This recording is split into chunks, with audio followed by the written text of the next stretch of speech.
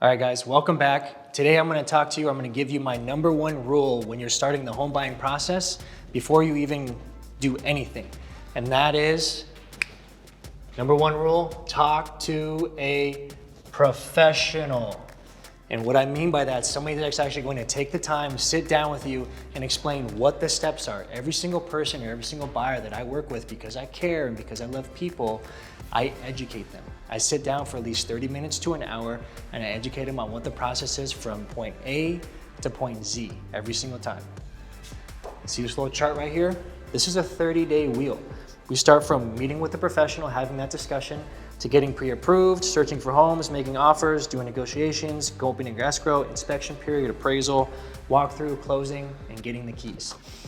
There's so many steps within each one of those sections that you have to be educated on and you have to be informed, because why? I want you to feel empowered. I want you to feel like you know exactly what's going on every single step of the way. Why? Because you're the boss. Not me, not the lender, not your mom, not your dad. You are. Every step of the way, you call the shots. We are just here to facilitate the process and give our professional advice and consultation every step of the way, but you are the one that actually make it happen.